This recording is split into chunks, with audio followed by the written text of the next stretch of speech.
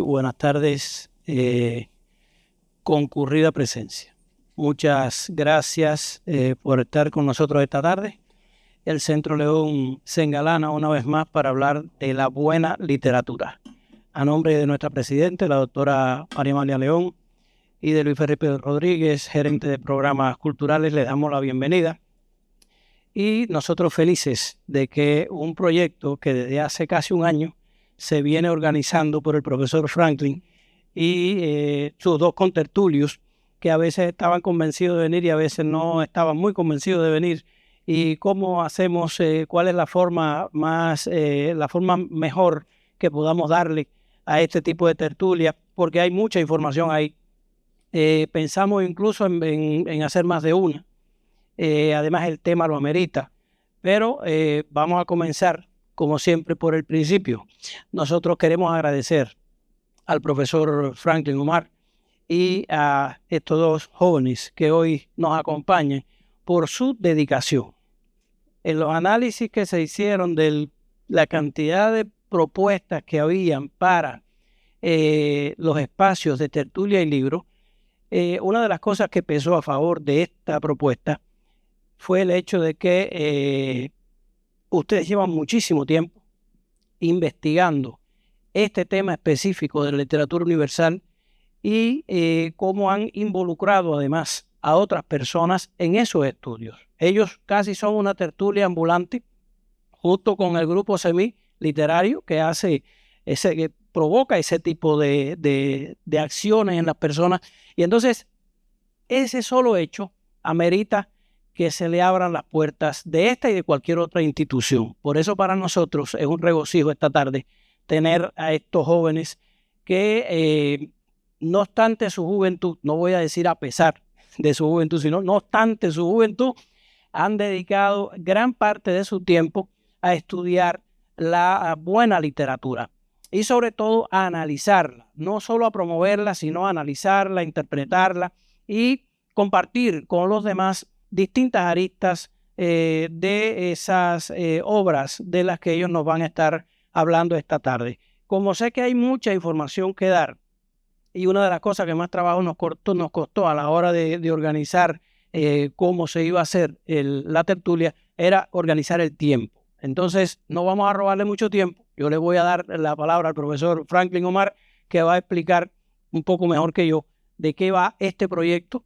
que lleva ya un buen tiempo. No es la primera actividad que se hace aquí con ellos sobre Hermann Hesse. Se han hecho otras en el Centro León y en otras instituciones y las opiniones siempre han sido muy halagüeñas para ese trabajo de investigación que ellos han tomado muy en serio.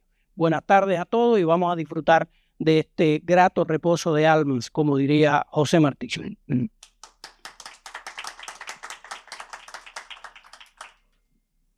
Muy bien, gracias Carlos por esa presentación. El proyecto Hermann Hesse se ha presentado ya en 4 ocasiones, 2 aquí con esta. Teníamos un tiempo que no lo hacíamos. La última vez que estuvimos aquí estuve con Miguel trabajando Siddhartha, pero esta actividad es mucho más abarcadora, porque por primera vez no vamos a trabajar una obra del autor, sino que vamos a trabajar el autor, y en la medida que vamos viendo la vida del autor, veremos entonces cuál es la incidencia en la obra que va publicando, que va escribiendo en ese momento. Hay muchos datos buenos, datos que hasta yo conozco recientemente, y gracias a todos por venir. Bienvenido a Daniel, que viene de Baní, un compañero que conocí en un taller del archivo hace 2 años. Nos conocimos allá y bueno, lo invité a leer ese, no sé si le gustó, pero está aquí con nosotros. Tenemos la de ganar, Miguel. Y Miguel, que es uno de los que me enseña el autor a mí. Otro de ellos es Anthony y un amigo nuestro fallecido también, que fue que me incitaron a leer al autor. Leí por primera vez Siddhartha, no mentira, fue Demian, y le di para allá. O sea, entonces ahí me enamoré del autor, entonces empecé a leerlo. Estamos aquí reunidos para hablar de un muchacho que nace en el 1877 en un pueblito pequeño de Alemania llamado Karl. Es el número 4 de una familia de 6 hijos. Digamos que no eran de esa pequeña burguesía tradicional, pero sí eran acomodados. ¿Dónde Hermann empieza a tener amor por la literatura? Bueno, su abuelo era doctor en letras. Y en esos viajes misioneros que él hacía junto con su padre, el papá de Hermann, a la India, el muchachito se quedaba en la biblioteca de su abuelo y por ahí empezaba a leer. El muchacho ya con 12 años leía en griego y se había leído los clásicos por la preocupación y todo lo demás. Pero el Hermann Hesse va a ser definido, si lo vemos desde la óptica familiar, no como escritor, va a ser definido como una persona bastante terca. Y hay 2 cosas que la van de carácter muy fuerte. Hay 2 cosas que tenemos para evidenciarlo. Número 1, cuando uno revisa las correspondencias o las cartas familiares y eso, el que quiere información de Hermann Hesse le puede poner un correo al Museo Hermann Hesse por Instagram. Esa gente responde. Claro, tiene que traducir el alemán para que ellos para que puedan entender lo que tu solicitud. Y hay unas cartas, porque cuando el padre salía de la ciudad a trabajar, la forma de comunicarse era por carta, ¿no? Entonces, una de esas cartas le decía la madre al padre, le decía, mira, el niño Hermann lo voy a dominicanizar. El niño Hermann es un muchacho de un carácter bastante fuerte. Si no utilizamos herramientas de crianza correctas, estaremos criando un monstruo, porque él es bastante terco. Esa es una. Lo otro es que él tenía un exceso de confianza también, porque la primera publicación de él es un poemario malísimo, el poemario más malo que yo, por ejemplo, he tenido la oportunidad de leer. Lo admito, es malo. Es tan malo que cuando se publica, se hace con 600 ejemplares y se venden menos de 50. Pero eso no lo detuvo, él le siguió escribiendo. Cualquiera que le pase eso, no publica una obra más. Nace entonces en ese ambiente de una familia pietista, que es una rama del protestantismo. Y este muchacho, cuando entra por primera vez a un centro evangélico, que es donde empieza su formación a los 12 años, tiene problemas rápidamente con los profesores, con todas las autoridades de ella. Tiene problemas porque lo de él era lo que él pensaba, su criterio, y era poco receptivo, era muy terco. A un nivel que las cartas también decían que era un muchacho rebelde, que no ponía atención, que él estaba en su mundo, y él lo que estaba leyéndose los rusos, Tolstoy, Dostoyevsky, porque él era muy en contra de la corriente. Y era un centro, imagínense, evangélico, cristiano. Él no está buscando eso. La familia ha tenido que lidiar con un niño que le ha salido rebelde en ese sentido. Y él se aísla y termina yéndose del centro. La recomendación que le hace el centro a la familia, llévelo a un psiquiatra que está loco. Llévelo a un psiquiatra que está loco. Ustedes se imaginarán la cantidad de sermones y eso crea el primer problemita que vamos a tener en la familia es el niño Hermann de todos los hermanos. Pero igual, él asiste después a otro centro teológico, a una especie de sanatorio, y le quitan todos los rusos. No vas a leer literatura rusa, no vas a leer ningún tipo de literatura, aquí vamos a leer lo que hay que leer. El muchacho, después de esas prohibiciones, aparece por primera vez un concepto que va a aparecer en el Lobo Estepario, va a aparecer en Demian y va a aparecer en Peter Kamenskih, que es el concepto del suicidio. Porque él en una carta dice que se va a suicidar. Consigue un revólver, yo no sé hasta ahora cómo lo consigue en un lugar así. Y lo que mucha gente no sabe es que recientemente yo vi un artículo que escribió un colombiano donde él decía que la tentativa de suicidio de Hermann se debe a que una mujer que le llevaba 4 años, hago énfasis en la edad porque él luego se casa con una mujer que le lleva 9 años.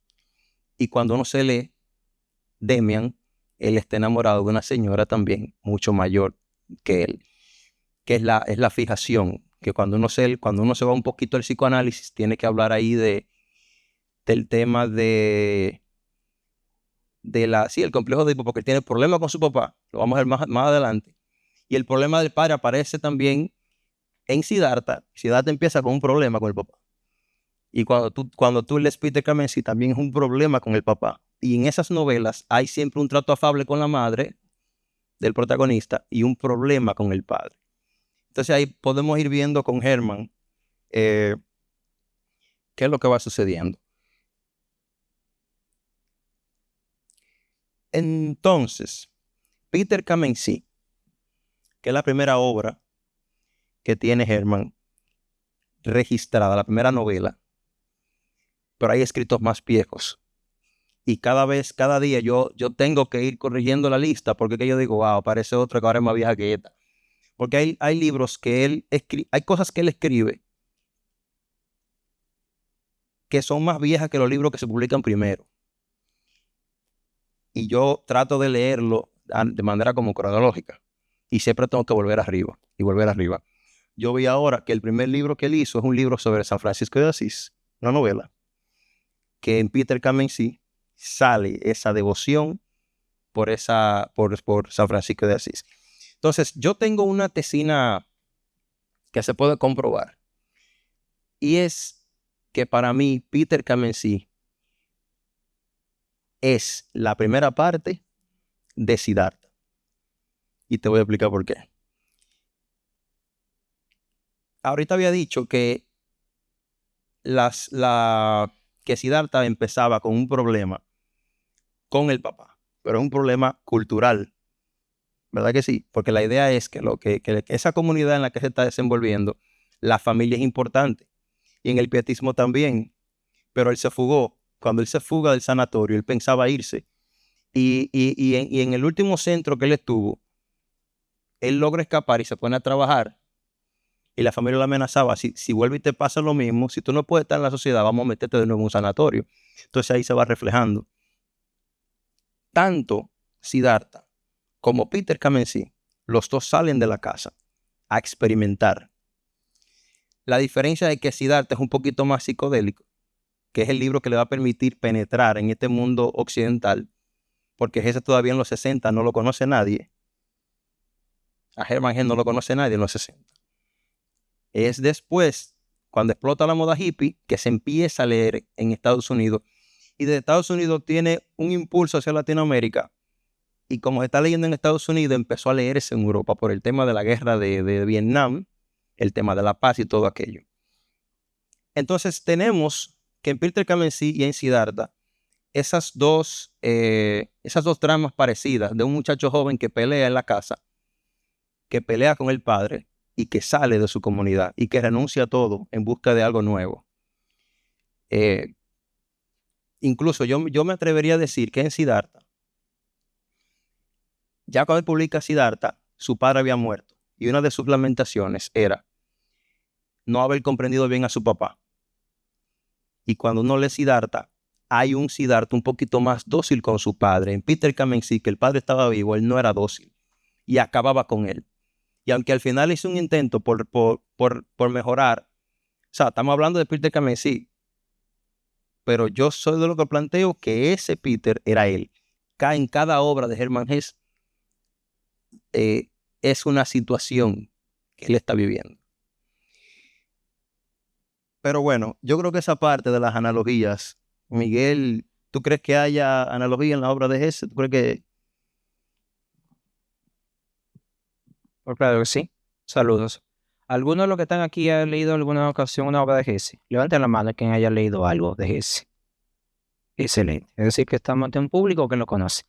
Bien, yo siempre he hablado con Franklin que Hesse tiene diferentes momentos y que hay más de uno. Siempre le he comentado que las primeras obras para mí, como Peter Kamency, Bajo las Ruedas, Tres Momentos de una Vida, son obras que tienen mucha analogía una entre otras. Y si nosotros citamos un poco a El Lobo Estepario, que por lo regular es el libro de cabecera de muchas personas, cuando citamos ese es el primer libro que llega a la mente junto con Siddhartha. ¿Qué sucede? Que este libro también tiene cierta relación con otros, y los personajes de Hesse, de una manera u otra, viéndolo desde el punto de vista de la reflexión, porque el tema es mirada y reflexión a Hermann Hesse. Cada personaje de él es como una duda, como algo que quedó inconcluso. De los libros de Hesse, a mí particularmente, hay uno que siempre releo, que comento con Franklin, y no es Siddhartha, no es Lobo Estepario, es Tres Momentos de una Vida. Y no es que sea mejor o peor que los demás, es más, he considerado una obra menor, pero en el personaje principal, llamado Snoop, Tres Momentos que él vive es como las etapas que el mismo Hesse vivió en algún momento. Porque si hacemos analogía con el Lobo Estepario, Harry es el mismo Hermann Hesse porque tiene las mismas iniciales incluso. Entonces, en Tres Momentos de una Vida vemos cómo ese joven que también se enamoró de una chica mayor que él, en el último de los Tres Momentos lo cita, va caminando por la vida, pero no sabe exactamente a dónde va. El personaje es conocido por todo, pero siempre tiene dentro de él unas ideas. Por ejemplo, Franklin citaba que él tuvo conflicto en su hogar por el sentido religioso, vamos a decir. Pero en el libro, en el segundo encuentro y en el primero, él se basa en la Biblia. Que se menciona la Biblia diciéndole a un amigo que por qué no lee el Eclesiastés. Que él estuvo un mes en un hospital y que se leyó la Biblia completa, pero que el libro que le llamó la atención fue el Eclesiastés. El punto es que lo que uno recibe en la infancia queda de una manera u otra presente. En Bajo las Ruedas, ¿qué encontramos? A un joven que también quiere conocer el mundo, un joven que quiere aprender, pero ¿qué pasa? Que esa manera arbitraria que tenía la escuela donde él estaba no era la manera correcta. ¿Y qué sucede? Que la misma idea del suicidio también está presente en este libro que tú citaste ahorita, los demás, y también en Bajo las Ruedas está presente. Y en este mucho más, porque sabemos lo que lo hemos leído, sabemos lo que él dijo que iba a ser a los 50 años. Bueno, el personaje. Tú sabes que yo creo que ahí él hace la descripción más magistral de cómo él se suicidaría, porque él tiene la charla consigo mismo afeitándose. Sí. Y él dice, mira, es que el arte de la posguerra no sirve, la gente de la posguerra no sirve. Yo creo que lo que serviría sería darme un tajo en el cuello aquí mismo y quedarme aquí. Demasiado directo. Pero bien, entonces, esa mirada, esa analogía de las obras de Hesse es él mismo, su personalidad, y tratándose de descubrir y de descubrirse a nosotros. Y por eso es que muchos nos sentimos identificados con su obra porque sentimos empatía. Quizá es un momento de nuestra vida que hemos vivido. Quizá hemos tenido dudas qué camino vamos a seguir. Entonces, el libro que le cité, Tres Momentos de una Vida, yo cuando necesito orientación voy a ese libro. ¿Por qué? Porque es un libro que pueden ser tres cuentos cortos, bueno, tres cuentos largos, vamos a decir, porque es una novela bien pequeñita, pero ahí uno reconoce el personaje y reconoce los momentos y de lo que él quería vivir. Entonces, la idea que menciona Franklin ahorita de lo psicodélico también se encuentra presente en este libro, en el Teatro de Pablo, aquí en Lobo Estepario. Porque, en definitiva, él hace un mundo de una idea. En el segundo encuentro de Tres Momentos de una Vida, él tiene un sueño. Y en ese sueño él va al pasado, a su niñez. Y tú mencionabas ahorita lo del complejo de Edipo y todo eso, porque al fin y al cabo uno vuelve al momento donde todo inició. Entonces, ese personaje siempre está buscando Snoop, pero es el mismo Hesse. Es el mismo Hesse. Vamos a darle la oportunidad al compañero para así. Sí, mira, tú sabes, yo en Hesse, la aproximación mía a Hesse es mínima. Franklin es quien me ha incitado, mira, tiene que leerlo. La primera vez que yo fui a Hesse, fui digamos, con una precondicionado por opiniones, digamos, Cortázar, lo había encontrado malo, y es un autor cabecera para mí, Cortázar, pero si Cortázar encuentra a Hesse malo, pero Borges lo encuentra genial, lo incluye en su bibliografía personal. Digo, bueno, vamos a leer a Hesse. La primera aproximación que yo tengo a Hesse mediante Siddhartha, no me gusta, el libro no me gusta totalmente, el libro digo, pero o sea, puede que Cortázar tenga razón. Yo en la literatura no busco como esa vena espiritual y esas cosas. Yo busco más forma, más la temática implícita. Pero sigo buscando, porque es premio Nobel, poco mucho, es un referente. Y me leo entonces Demian, digo, pero hay algo que se reproduce. En Hesse, yo creo que Hesse, la obra total de Hesse, según lo que ustedes han dicho, que tienen una mirada más amplia, yo creo que es Hesse mirándose a sí mismo desde el psicoanálisis. Coyunturalmente sabemos que el psicoanálisis en su momento, cuando Hesse escribe, está en boga, es algo que es novedad en Europa. Y encontramos en Hesse, digamos, esta rebeldía, como tú planteabas ahorita, Franklin, de esa consanguinidad, esa cercanía con la madre, presente en Siddhartha, presente en Demian, y ese recelo con el padre, no. Pero más allá de eso, encontramos en Hesse, digamos, que la cuestión onírica en Hesse, desde abordada, vista desde el psicoanálisis, también es un tema. Es decir, que Hesse es un constante ir a sí mismo, pero visto desde esta perspectiva del psicoanálisis, Freud, los padres fundadores del psicoanálisis, Freud, Jung, Hassler, y lo hace de una forma muy, muy peculiar, propia de los alemanes. En Alemania, digamos, es propio de los alemanes un subgénero en novela, que es el Bildungsroman, que se entiende como novela de formación o novela de aprendizaje. Dígase, nace a finales del siglo XVII, se define el término, se acuña el término a principios del siglo XVIII, y logran buenas novelas en Bildungsroman. Luego el término sale, en España se escribe el Oliver Twist, Dickens en inglés escribe David Copperfield. En España se escribe, no, el Oliver Twist es de Dickens.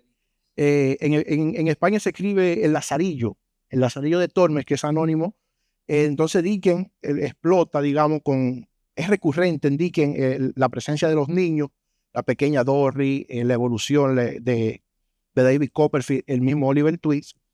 Pero cuando le toca a Hesse escribir, abordar eso que es propio de ellos como alemanes, el Bildungsroman, el subgénero en la novela, lo hace acogiéndose, digamos, a esa rebeldía que presenta desde muchachito, queriendo leerse a los rusos, queriendo leerse aquello que de una forma u otra está velado para su edad en su momento.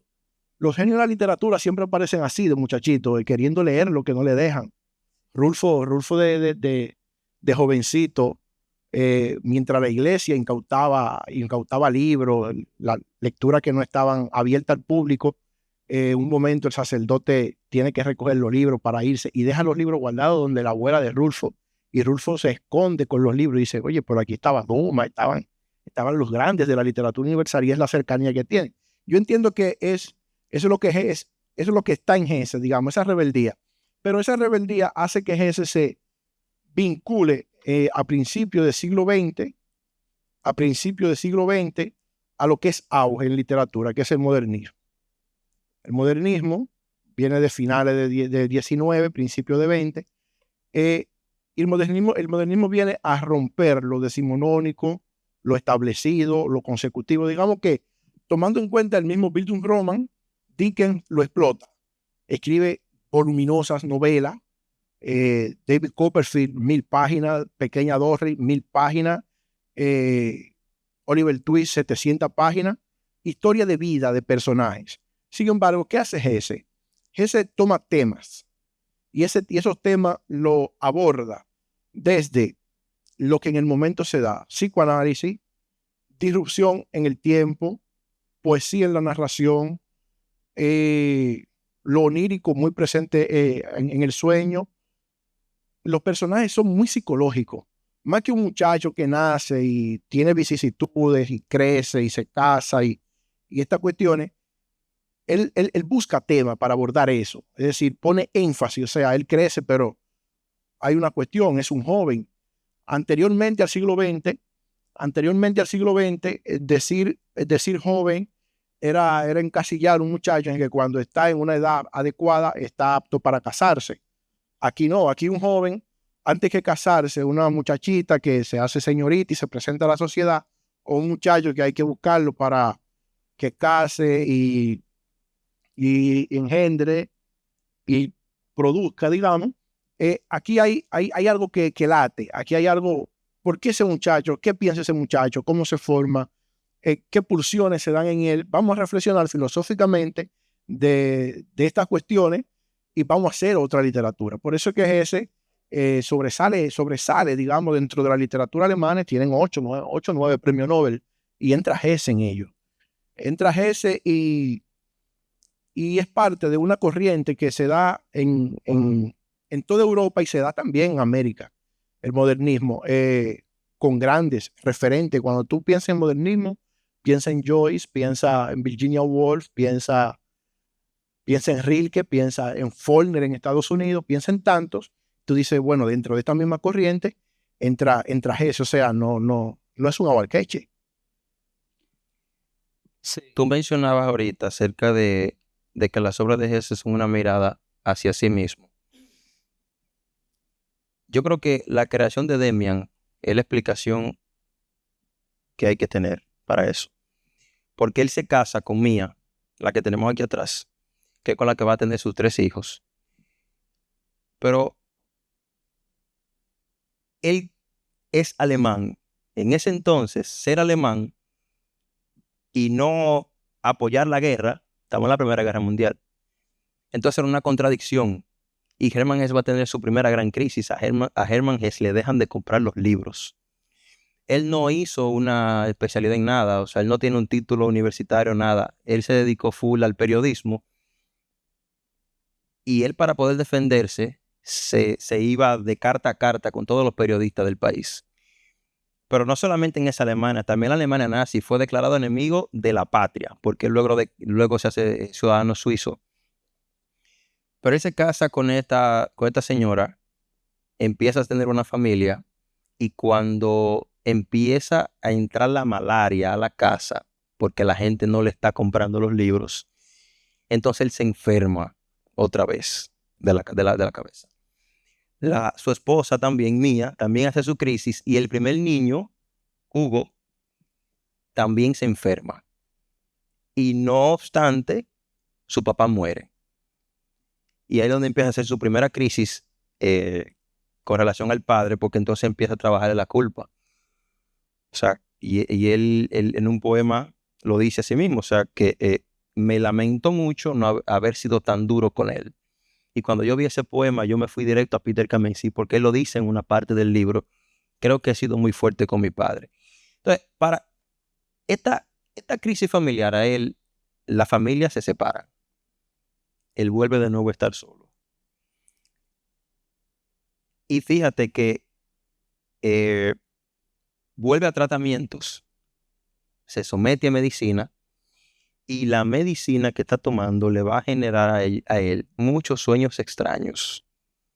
Y ahí él descubre entonces que soñar son su materia prima de conocerse a sí mismo y de producir basado en eso. Y hay un sueño en el que él va caminando por una acera y se topa con una persona igualita a él. Y esa persona está borracha. Y él tiene un enfrentamiento con esa persona. El borracho le ganó.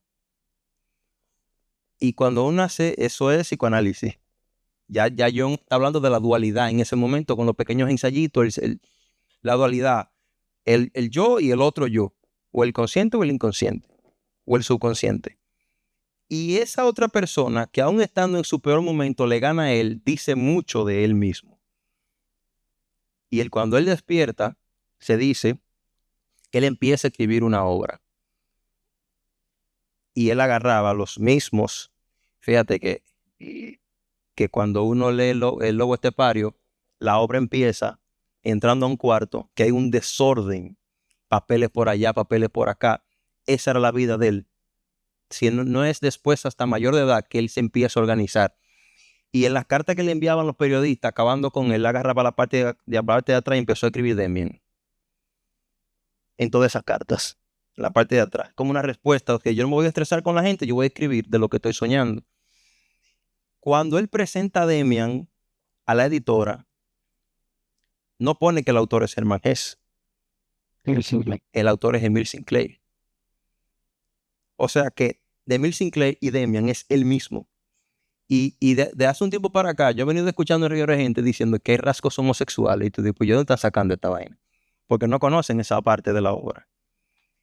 Y ahí viene el tema de tratar. Él era su propio terapeuta. Aunque él luego va a tener conversaciones interesantes y se va a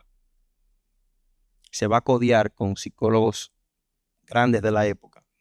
Porque también hay que decir que si Carl Jung no existe, Siddhartha no sale.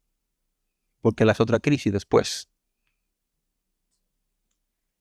Hay una particularidad en los grandes novelistas como Hesse, que sus cuentos son desconocidos por lo regular y no lo toman en cuenta.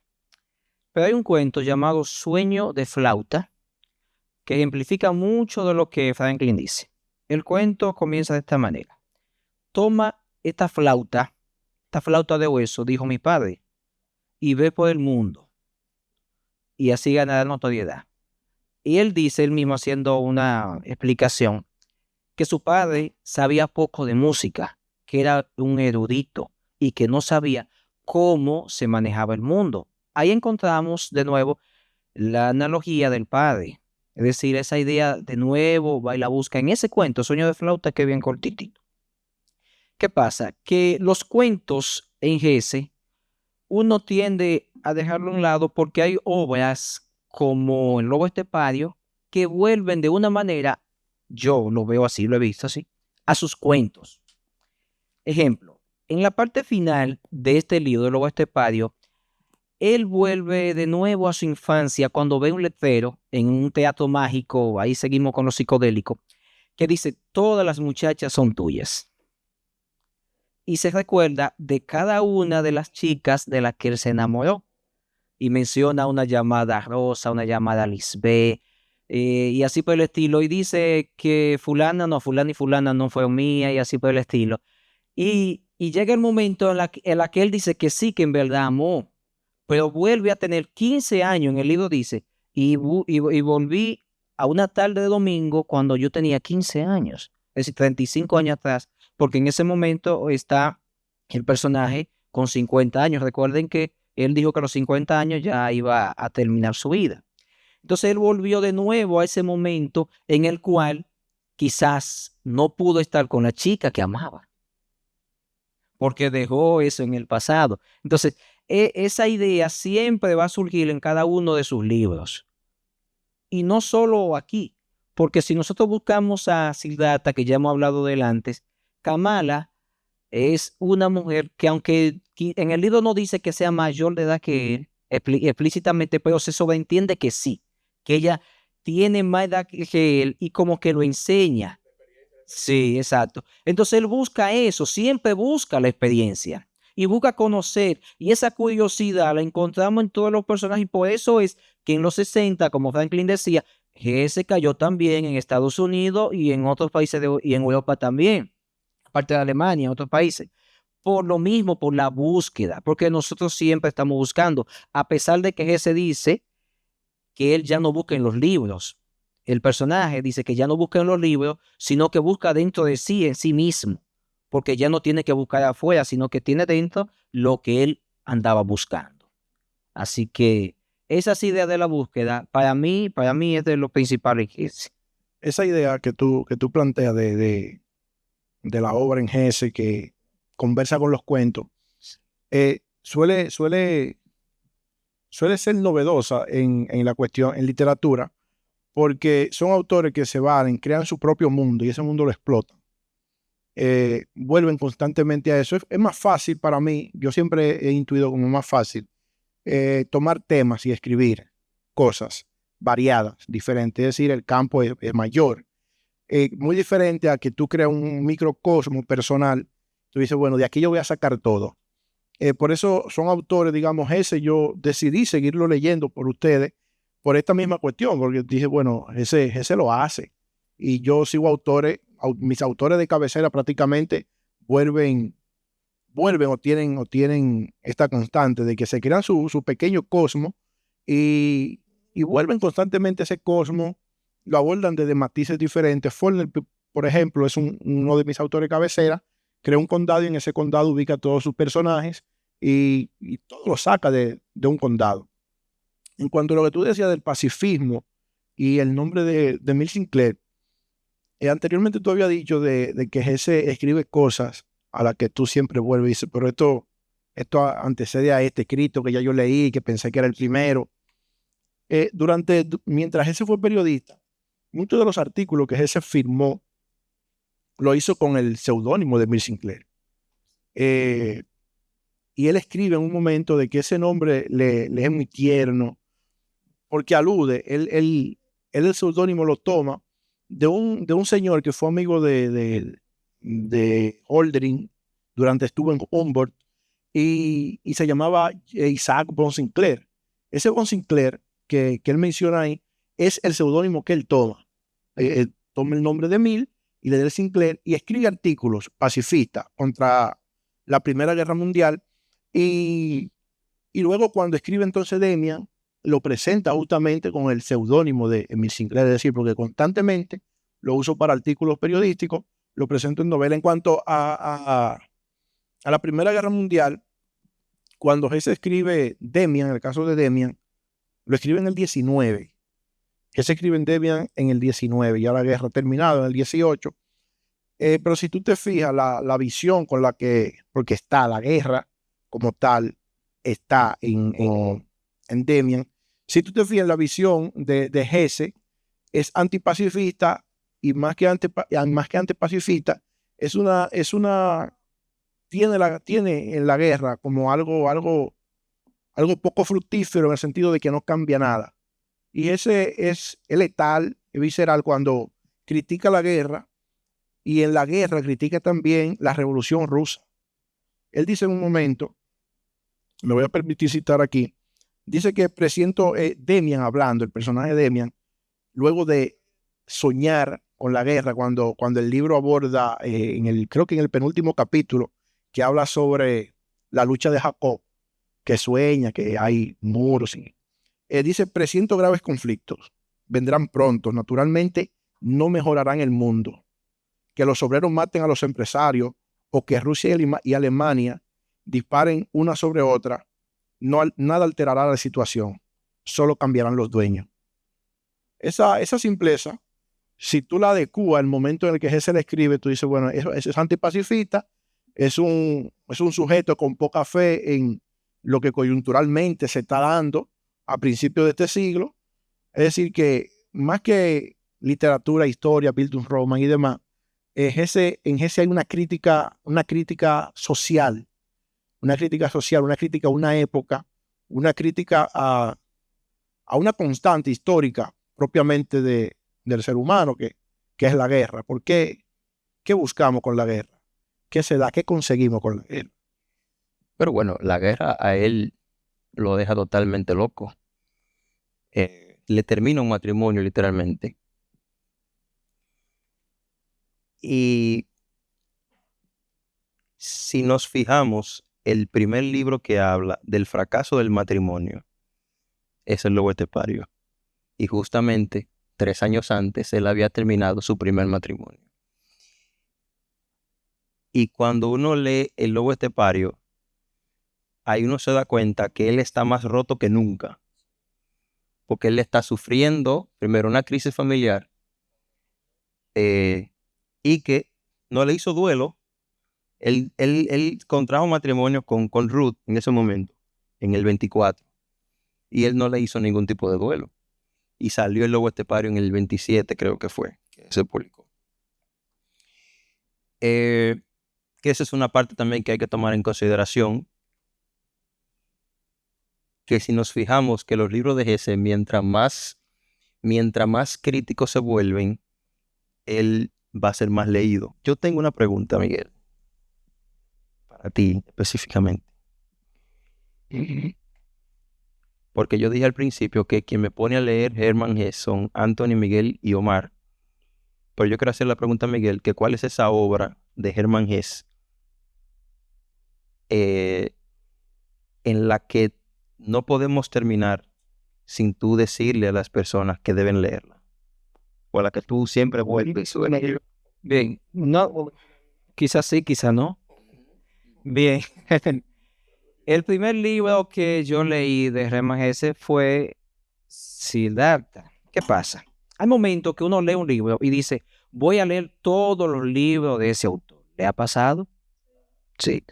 Entonces, a mí me pasó así con Hesse por Siddhartha. ¿Qué pasa? Que luego leo Demian y siéndole sincero, no me gustó. Aunque esté aquí hablando de Hesse, no voy a decir que es un libro malo, pero no me gustó quizá porque tenía una expectativa diferente a Siddhartha. Bueno, leo el Lobo Estepario, entonces vuelvo de nuevo a ese amor, pero me doy cuenta que, aunque es el mismo escritor, el mismo autor, son libros totalmente diferentes. Se parecen muy poco, el Lobo Estepario y Siddhartha. Y eso me hace preguntar a mí, ¿tenía existencialismo la obra de Hesse? Ya que él escribió en el auge de ese sistema filosófico. ¿Tenía, no lo tenía? Y esa pregunta para que ustedes también, yo voy a responder desde mi punto de vista y luego ustedes responderán. Y nosotros no, sí, no. Ah, bueno, y ustedes también. Ya, si hay un espacio ya unos minutitos para ustedes, porque yo sé que también hay respuesta. Bueno, entonces, sí. Muy bien.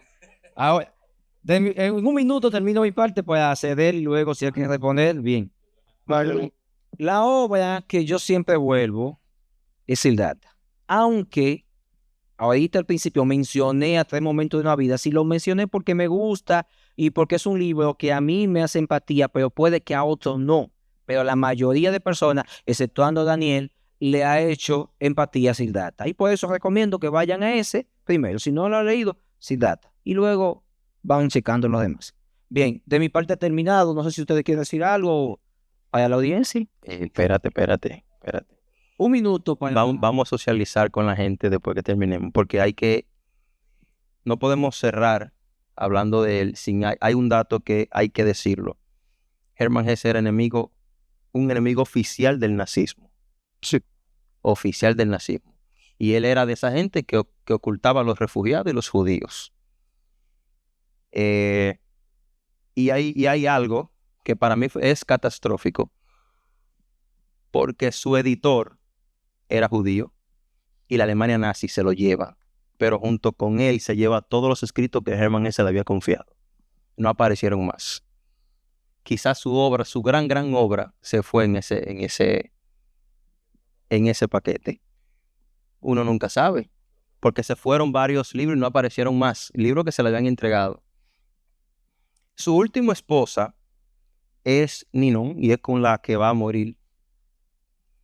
Ese muere, señor, en el 62, el 2 de julio. Y no hemos dicho que él sufría de leucemia diagnosticada. Y es lo que le va a provocar después un derrame cerebral durmiendo. Y muere. Muere en el 62 y parecería como trauma. A veces la gente empieza a leer cuando se muere el autor. En el caso de Hesse, no se ve como que lo leen porque está muerto, sino porque la guerra de Vietnam le ha dado el escenario de que se lea incluso en Latinoamérica, porque Hesse ni siquiera al español se había traducido. El primer libro que aparece en español, aparece en una biblioteca de Barcelona y es Demian. Y luego entonces empezaron a traducirse. ¿Tú tienes algo para hacer algo de Demian? Bueno, de Demian, más que yo pudiera añadir de Demian, de la obra de Hesse, esos son los temas que yo noté recurrente en la lectura y la aproximación crítica que he tenido a Hesse. En Hesse, la dualidad es muy constante en cuanto a lo temático. Encontramos esa dualidad en Demian, cuando Demian, ese Sinclair que es educado en la fe religiosa, un hogar de buenos valores, y que de repente aparece este personaje muy amigo, se hace muy cercano y le presenta otra posibilidad del mundo.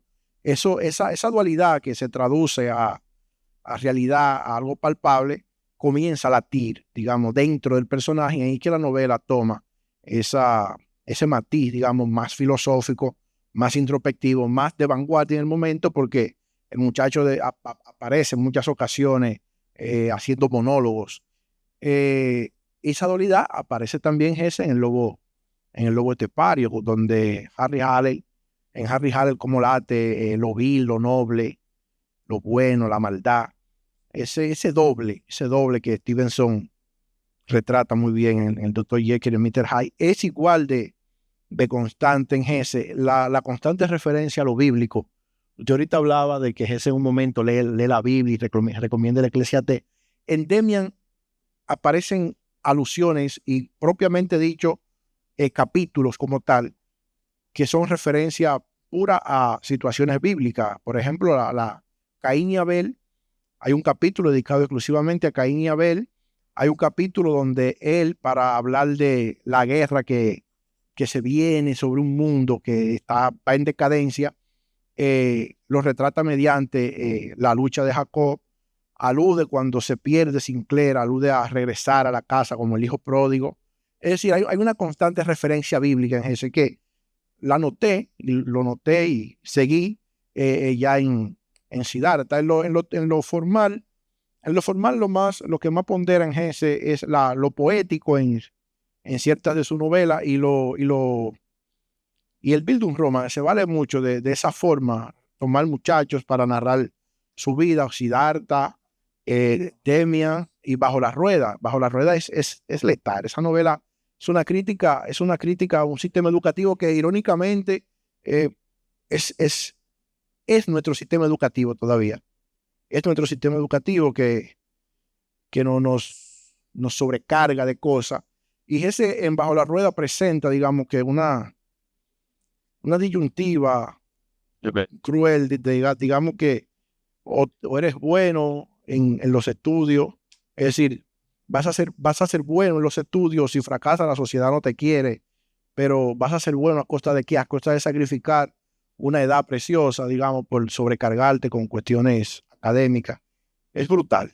Que es básicamente como empezamos el conversatorio, hablando del choque que él tenía con las instituciones educativas. O sea, que otra vez se refleja una parte de sí. Hay 3 premios. Bebe agua. No hay que ir. Vamos para allá ahora. Hay 3 premios que Hesse. Hay 3 premios. Hay 3 premios que él va a recibir, que él va a aceptar, pero no va a ir a buscarlo ninguno. Que es el premio Goethe de Frankfurt. Hay uno que le da a una sociedad alemana de comerciantes también. Y el último es el de literatura. No fue. Porque no quería ponerse el traje. ¿Cómo se llama? No se me olvida el traje. Un traje específico para recibir ese premio que llega como hasta acá, hasta las rodillas. Miren, aquí detrás, mi recomendación, vayan, si se van a leer ese completo, vayan ignorando lo que hemos dicho nosotros. Y traten de no ir, o sea, construyan ustedes sus propias ideas con él. Y traten de no ir sobreestimulados.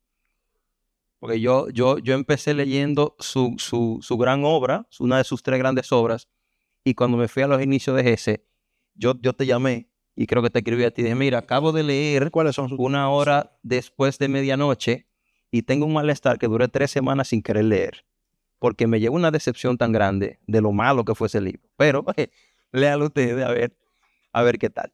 Miren, grandes obras, ¿cuáles son para ti? Sus 3 grandes obras. Bueno, cuando hablamos de grandes obras, es por la cantidad de gente que ha leído, y son estas 3. Claro. El primero que me leí es Demian. Yo decía, este es el mejor libro de Hermann Hesse. Cuando me leo Siddhartha, digo, este es el mejor libro de Hermann Hesse.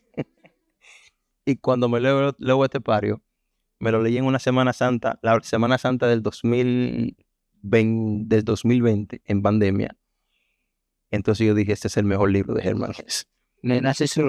Pero yo creo que ese es su mejor libro, en verdad, El Lobo Estepario. Yo digo, para mí.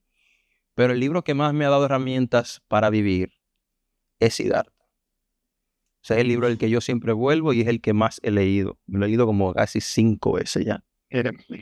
Por cámara, No, por cámara no, porque cuando uno se lee Siddhartha, uno tiene una montaña rusa de emociones, porque es que el hombre sale a experimentar de todo. De todo.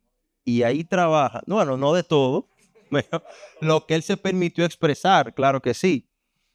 Y ahí aparecen muchas figuras. Aparece de nuevo la mujer, la maternidad, aparece el amigo, aparece el desprendimiento.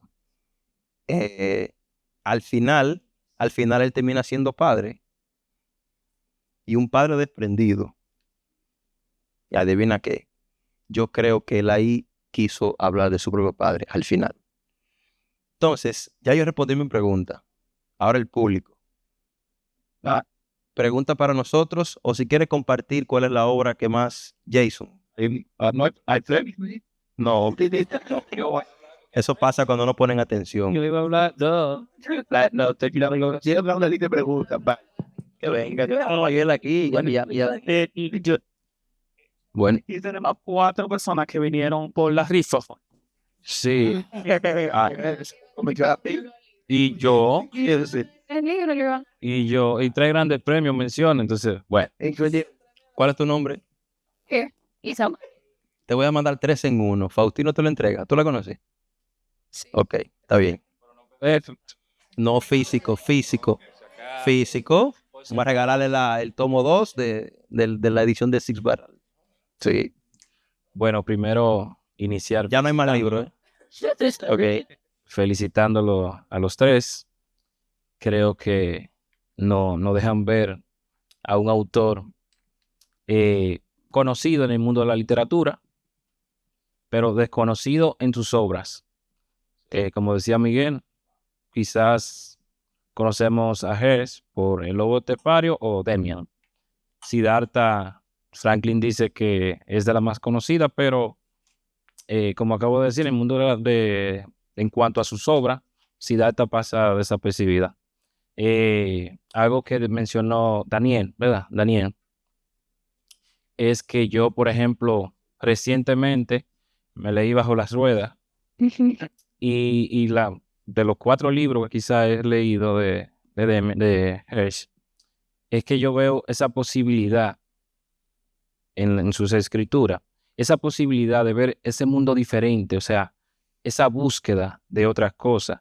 Por ejemplo, en este libro, Bajo la Rueda, vemos a un estudiante que conoce a otro, como decía Franklin, o sea, usted, está presente el amigo, y él ve esa rebeldía en ese otro, o sea, en cómo debería hacer las cosas, o sea, cambio de qué, y termina, bueno, no voy a decir el final para que no lo ha leído. gracias. Ya no tenemos que leerlo. No, espérense, y déjenme buscar el chivo. Creo que, por ejemplo, en los libros de historia, Una silla, por favor, para sentarlo aquí. en los libros de historia que he tenido la oportunidad de leer, siempre se nos plantea el espacio-tiempo. Es porque soy negro. Siempre se ha planteado, o sea, siempre se plantea que tenemos que ver bajo qué condiciones se escribe. Creo que Hersh ha sido, por su condición, por su contexto, al igual que muchos escritores, pero en el ámbito de historia que he leído, ha sido condicionado y escribe bajo su contexto. O sea, me pasa una tragedia o algo que me impacta mi vida y escribo basado o sea, a partir de. ¿Es cuánto? El premio por ahí. Bueno, muchas gracias a los 3, a Miguel, Franklin, Manuel, Daniel. No, tranquilo. Muchas gracias por los comentarios. Y yo creo que es una invitación, en mi caso es una invitación a volver a Hermann Hesse. Yo empecé leyendo El Lobo Estepario, Demian, Eulogio me lo prestó, luego yo no se lo devolví. Luego a mí me lo... Interesante dato, Eulogio. Sí, Eulogio. Gracias por ese dato. Luego yo lo presté y no me lo devolvieron tampoco. Pero yo creo que la calidad literaria del Lobo Estepario es superior a la de Demian. Y fue bueno para mí comenzar con Demian, porque el Lobo Estepario creo que es más pesado, exige más. Y no sé si... bueno, antes de eso, una pregunta. A mí me parece que yo encuentro en el Lobo Estepario al personaje del extranjero. O sea, creo que es... Sí, exacto. Sí. Sí. No sé si ahorita ustedes decían algo como que se iban repitiendo ciertas cosas en las obras de Hermann Hesse. Entonces, mi pregunta es, ¿esas repeticiones no serían tal vez, o no pueden, a ver, no deberían ser vistas como una falta de, no sé, de creatividad, esa repetición, falta de recursos? Mira, en literatura, yo siempre he visto que toda buena literatura conversa. Toda la buena literatura siempre conversa. Es decir, los grandes temas están dados. La forma de abordar los temas es lo novedoso. En El Lobo Estepario y El extranjero, justamente anoche le decía a Miguel que se puede dar una relación, una correlación temática entre ambos libros por lo existencial que puede haber, el personaje que se busca a sí mismo, un personaje vacío que quizás le da lo mismo todo, un personaje que se debate entre ¿me importa la muerte de mi madre o voy simplemente porque tengo que ir? O soy bueno porque debo ser bueno o puedo servir. Es decir, eso es una constante en literatura. Toda la buena literatura siempre conversa y uno lo encuentra constantemente, qué sé yo, uno se lee Dostoyevsky y cuando te lee Dostoyevsky tiene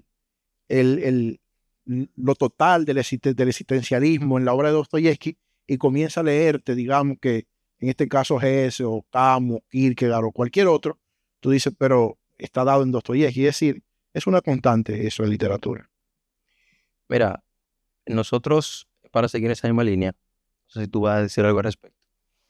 En una parte, bueno, quise hacer como énfasis en que este hombre, sus obras son el resultado de sus propias frustraciones. Y es que a él le enseñan a escribir de esa manera, porque él se mantiene de ayuda en ayuda, de terapia en terapia. En su etapa más rota, que es cuando él tiene su problema matrimonial, el vuelve y cae, habíamos dicho, ¿no? Y ya buscando una última, como buscando ya a alguien que realmente le ayude, y él le toca la puerta a Carl Jung, y es Carl Jung que le da la terapia. Y esa gente, cuando tú te lo lees, ellos siempre te van a decir lo mismo, vuelve a ti, mira hacia adentro, mira hacia ti. Y cuando él miraba hacia sí mismo, escribía sobre lo que él tenía o lo que reflexionaba. Y esa es la explicación que tiene. O sea que quizás no hay que ir a Hesse buscando esa creatividad que podemos encontrar en otros, sino hay que ir a él tratando de descubrirlo a él y sus conflictos y cómo él abordaba también los temas. Porque en un artículo que yo hace poco, preparándome para esto, yo vi que utilizaban libros de Hermann Hesse para dar clases, incluso de psicología, por la forma en cómo él se trabaja en Demian, la adolescencia, luego Estepario, la adultez del fracaso de la familia, y la niñez en Siddhartha. Pero tú estás diciendo que su calidad humana y sus problemas lo hacen buen escritor, o realmente Yo no sé si buen escritor, pero a mí me gustó. esa es tu defensa. Recuerdo en la última participación que dije del existencialismo, si tenía existencialismo la obra de Hesse. En realidad lo tiene. porque vamos a buscar personajes. Faustino mencionó a Camus, sí. ¿Qué sucede? Que hay otros que también se parecen un poco. El personaje del túnel de Sábato. El también de Tino Buzzati, el Desierto de los Tártaros. También de La Náusea. Y así por el estilo, porque es una constante. Y no es que ellos pequen de repetirse uno con otro, sino que son diferentes maneras de ver lo que está sucediendo. Porque están reflejando en sus obras lo que el mundo vive. Pero si nos vamos un poquito más atrás, en Dostoyevsky vamos a encontrar mucho, pero uno en particular es de Memoria del Subsuelo. Ese hombre para nada se quería. Se parece mucho también al de Lobo Estepario. Es decir, que esa analogía siempre la vamos a encontrar. Bueno, mi pregunta iba por ahí. El tío Fausti se me adelantó. Eh, a ver, yo entiendo que ustedes además estén aplicando ese enfoque porque evidentemente Hermann Hesse era muy junguiano y tenía una relación directa con el psicoanálisis y es lógico y coherente que si vamos a hablar de su obra, entendamos de que fue consciente y que fue intencionado que usara la literatura como catarsis, porque así es como lo entiende el psicoanálisis también. Pero hay muchas más escuelas teóricas para analizar la obra de Hesse. Y según lo que estuve escuchando, en lo que plantearon, ustedes hablan de que la obra de Hermann Hesse es esencialmente autorreferencial. Pero toda la literatura lo es, desde Cervantes. Cervantes mismo se pone como un personaje, empezando Don Quijote de la Mancha. Borges, desde la poesía, cuando él se queda ciego, también usa la poesía como catarsis. Cuando lo tenemos en el Aleph, es un personaje, Borges es un personaje de su propia literatura y carnavalizado, o sea, nombrado, concientizado, o sea, es una literatura autoconsciente. Exactamente, en primera persona, además. O sea, mi pregunta es, ¿qué libros ustedes sienten en que Hesse se separa más o se trata de distanciar más de lo que es él como individuo? O sea, ¿me pueden sugerir un libro en el que yo pueda buscar más la ficción que la persona? Mira, yo había dicho esta cuestión de Hesse, de que es una cuestión, su obra es una vuelta a sí mismo, él psicoanalizándose. Una de las razones por la que yo continué leyendo Hesse fue, lo dije al principio, dilema. Cortázar dice que leyó Demia y que fue algo desastroso, que fue una obra juvenil, sin sentido, pero Borges, por un lado, incluye a Hermann Hesse dentro de su biblioteca personal de Jorge Luis Borges. ¿Con qué libro lo incluye Borges? Borges lo incluye con El juego de Avalorio. Esa es la novela. Lo que te voy a hablar no responde, digamos, a una lectura que haya hecho de la novela, responde a crítica que he leído sobre. Borges lo incluye porque es la novela más ficcional, según dice Borges. Es la novela donde Hesse se explaya más, donde más hace uso de la ficción desligada desde los sucesos personales, de lo que se vale para gestar su obra. Es una obra incluso que se desarrolla en un mundo futuro. Es algo futuro 2055, creo que es por ahí. Es decir, que Hesse en El juego de Avalorio, que está junto con El lobo estepario como la obra de madurez de Hermann Hesse, es para mí, según la referencia, la crítica literaria que he leído sobre el autor y sobre su trabajo, para mí es la obra más ficcional que él tiene. Más ficcional. Sobre lo que usted decía, sobre si Hesse se vale de su vida para ser buen escritor, yo creo que que un autor se puede valer de su vida para hacer su mejor literatura. Y se lo digo por Dostoyevsky. Dostoyevsky, digamos, tiene dos etapas. Dostoyevsky, cuando escribe su primera novela, Pobre Gente, rompe. Es un boom. Inaugura, digamos, la novela social rusa, esa novela. Y Dostoyevsky continúa escribiendo buenas novelas, El Doble, escribe buenas novelas. Sin embargo, el Dostoyevsky que nos llega a nosotros es el Dostoyevsky que luego de estar de rebelde, lo condenan al paredón, simulan un fusilamiento y lo condenan al final en Siberia. ¿Qué pasa con Dostoyevsky en Siberia? Que de Siberia nace la obra universal de Dostoyevsky, que inicia con Memoria de la Casa Muerta, luego inicia con Memoria del Subsuelo, y luego se da entonces Crimen y Castigo, y se da Los Hermanos Karamazov. Ese trauma, ese suceso de Dostoyevsky por estar privando en político y demás, y en revolucionario, y ese acto de verse aún en la frontera de la muerte, llevan a Dostoyevsky a ser el gran escritor universal que es hoy. Aquí. Sí. Bien, antes de dar la oportunidad, Anthony, algo breve con relación a lo que decía la joven de Tader. Ella mencionaba la obra que menos se parece. Bien, yo le voy a citar desde mi punto de vista la obra que más se parece, no la que no, sino la que más, y no es Ildata, no es Lobo Estepario, es Narciso y Gormundo. En esa obra está el verdadero Hermann Hesse. ¿Por qué? Porque Narciso hace lo que él quiso y Gormundo hace lo que él quería hacer. Tanto así que uno de los dos es sacerdote franciscano como a quien él admiraba. Así que si ustedes quieren saber en cuál obra él, todo lo que él era, lo colocó ahí, es Narciso y Gormundo. Muy bien. Bueno, no una pregunta, lo primero un comentario, y veo que las mujeres no leen a Hermann Hesse, porque nada más hay hombres en la discusión. Aquí. Aquí. Pero bueno. Lo otro es... Bueno, y con esa referencia que Germán tiene de la mujer en alguna de sus obras, bueno, imagínate. Bueno, más válido todavía para leerlo, para tratarlo. Hay más movimiento sobre eso, de tratar la literatura y de joderla a raíz de esa teoría. O sea que es válido.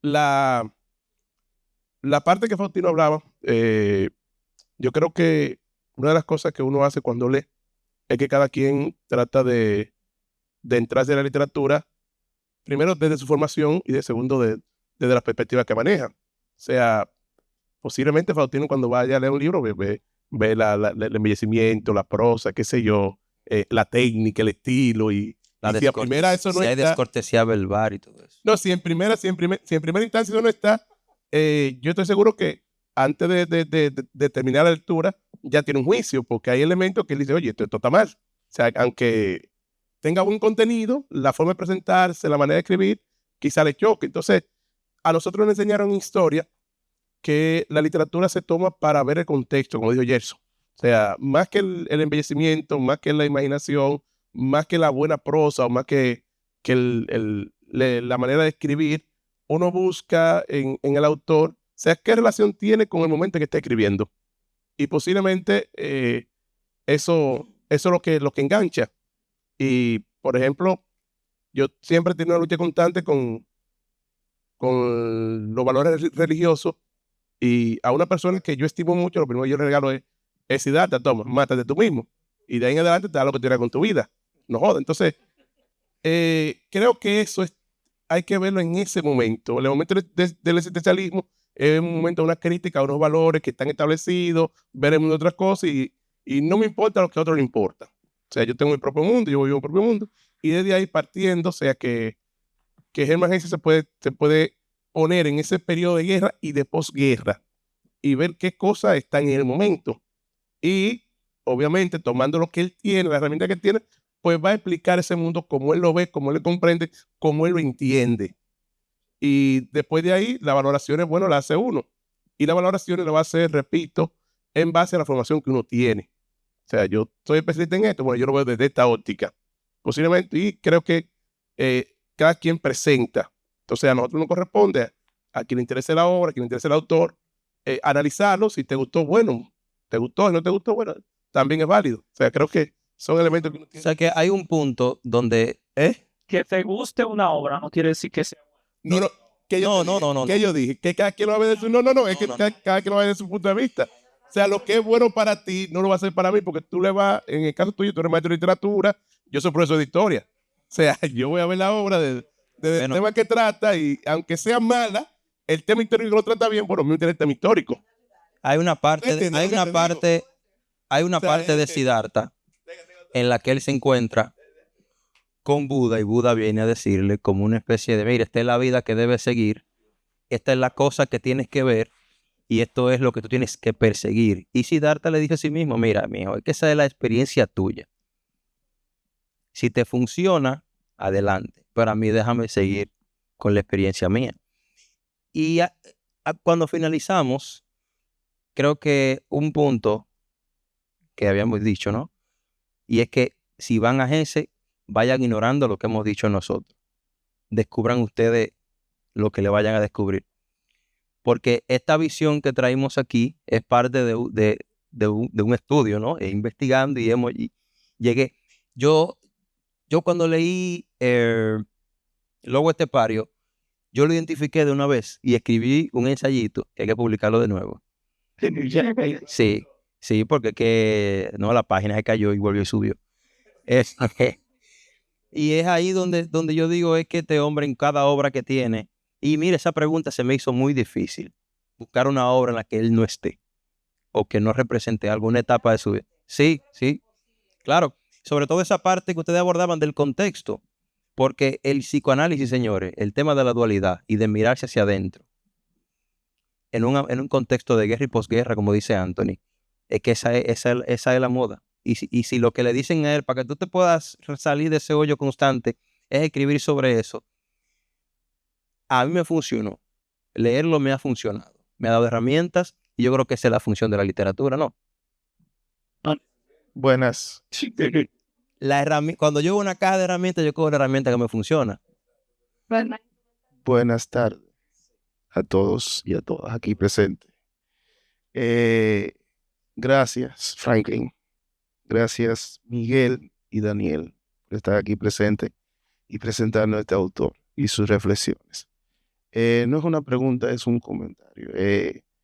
Referente a la obra de Gese, yo diría que sí, que es existencialista, si lo ve desde el punto de vista filosófico y psicológico, es existencialista porque trata la angustia, la maldad, el bien, por lo tanto sí. Entonces, otra cosa, Hermann Hesse también trajo consigo la filosofía oriental al occidente. Unificó lo que es la filosofía occidental con la oriental. Y eso de verse a sí mismo, eso es Buda, eso es el budismo. Eso de buscar, esa búsqueda de encontrarse a sí mismo, es budismo. Entonces, además, esas herramientas psicológicas que usó, eso es psicoanálisis, esa retrospección, ese análisis de sí mismo y el escribir sobre eso son herramientas psicoanalistas. Escribir sobre tus situaciones y tus crisis existenciales son parte de un proceso psicoterapéutico. Entonces, como logró estar con Jung, Jung le enseñó esa parte. Muchas gracias. Es todo. Bueno, nosotros, ¿alguien más? ¿Una palabra más? Usted tiene la última palabra. Ok, gracias. Solo quería dar una recomendación con respecto a aquellos interesados en la música y en Jung también, y de parte de Hermann Hesse. Yo descubrí un grupo musical que fue el que me introdujo, de hecho, a Hermann Hesse, específicamente al libro de Demian, que son BTS. Se los recomiendo muchísimo. El álbum Wings, sacado en 2016, está completamente inspirado en este libro, representado tanto de manera visual como en letras, y aquí fue que yo entré al mundo de Hesse. Empecé a leer Demian por ellos. Al principio no lo entendí del todo porque tenía 13 años. Después, sí, estaba muy chiquita. Pero luego fui creciendo, como cuando tenía 16, 17, empecé con estas dudas existenciales sobre la religión, sobre las personas a mi alrededor, las guerras, etc. Me topé con Demian nuevamente. Lo volví a leer, analizando ya como una persona un poco más consciente, y me fijé en todos los paralelismos que pueden haber con una persona como yo, como cualquier otra adolescente. Se ve la imagen de Demian como un reflejo de los deseos internos de Emil, y el beso incluso que le da al final, mucha gente lo interpreta como homosexual, como usted mencionó, pero en realidad es como si él estuviera integrando la sombra de sí mismo a él, ya aceptándose como es. De ahí viene la teoría de Carl Jung. Lo vi en el mapa del alma, lo que viene siendo la sombra y la persona. Y me pareció muy interesante haber encontrado ese paralelismo, esa igualdad en dos autores que hasta ahora vengo a enterarme que tenían una relación. Pero en sí, gracias por esta charla, realmente me pareció muy interesante y me llenó ese vacío que aún tenía con el autor. Mira, una cosita más. Gracias, Miquel. Una cosita más. Fíjense que la literatura no le bastó a él para sacar todos sus traumas. Porque fíjense todas las obras que están aquí detrás. Bien lejos de ser un Van Gogh, bien lejos. Pero ese copa ayuda. Pero sí, porque te manda la niñez de nuevo y toda la pintura es lo mismo. La parte metafísica Ahora sí, Carlos. Sí. Bueno, aquí no hay nada que decir porque al final ustedes lo han dicho todo. El hecho de que hayamos tenido que recoger muy discretamente los micrófonos dice lo bueno que ha estado esto. La gente no quiere irse, todo el mundo quiere hablar. Hemos tenido que ir recogiendo discretamente los micrófonos para ir aguantando. Vieron que esto da para más. No era una exageración ni un halago a los muchachos. Gracias, Franklin. Gracias, Miguel. Gracias, Daniel, por esta tarde maravillosa que hemos pasado. Por este aprendizaje de que al final, como suelen decir muchísimos escritores, el escritor siempre escribe durante toda su vida un solo libro. Y ese libro indiscutiblemente tiene que ver con su propia vida y con sus experiencias vitales. Nadie puede escribir sobre lo que no conoce. Y usted conoce las cosas según le hayan sucedido o las haya sentido. Son dos maneras de conocer y las dos son válidas. De manera que hemos hecho un recorrido por la literatura y como buena literatura nos ha llevado a la filosofía, nos ha llevado a la psicología y a la música. Así que, y a la pintura, claro. Entonces, esto tiene que ver también, sin haberlo hablado nosotros, ni tratar de inducir lo que es transversal al Centro León y al trabajo del Centro León, que es la metodología para la integración de las artes. Fue la tesis doctoral de la doctora María Amalia León, tratando de enseñar desde las artes, no desde un arte, sino desde todas las artes. Una obra pictórica, una obra de artes visuales, con una obra musical y una obra literaria. Y se presenta a los espectadores una especie de situación inmersiva para entender un tema. Y nosotros hemos hecho eso hoy sin proponernos. No le hablamos de la metodología para la integración de las artes a Franklin, a Miguel y a Daniel, pero al final ha salido por su propio peso. De manera que nosotros estamos muy, muy agradecidos con ustedes, por haber tomado este rato de la tarde del sábado para estar con nosotros y, por supuesto, por sus magníficas intervenciones, porque por lo general las buenas respuestas siempre dependen de las buenas preguntas. Feliz tarde a todos.